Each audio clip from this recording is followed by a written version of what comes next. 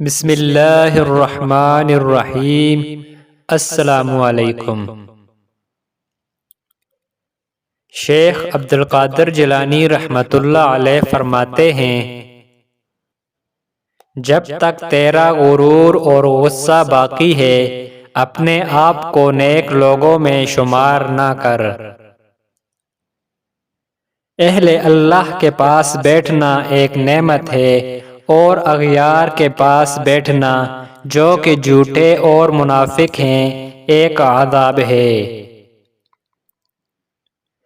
جو شخص لالچ کی جڑ کو کاٹ دیتا ہے وہ اپنے جسم کو حرام سے آزاد کر دیتا ہے۔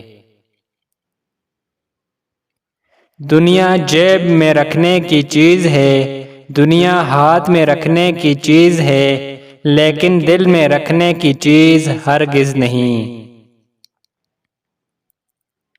گناہ کے اسباب و ذرائع سے دور رہنے والا حکم الہی کا احترام کرتا ہے۔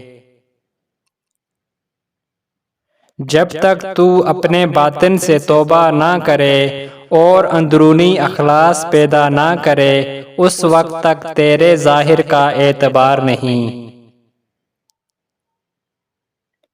جس کو خلوت میں تقوی حاصل نہ ہو اور اللہ کی محبت کا دعویٰ کرے وہ جھوٹا ہے۔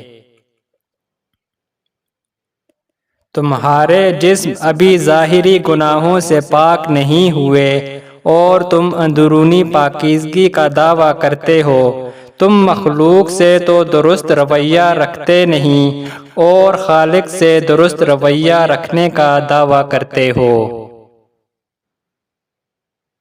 خالق کے قریب ہونا چاہتا ہے تو مخلوق پر شفقت کر۔ جس نے اپنے آپ کو بلند مرتبہ سمجھ لیا جان لو کہ اسے کوئی مرتبہ حاصل نہیں ہوا۔ اے عمل کرنے والے اخلاص پیدا کر ورنہ مشقت فضول ہے۔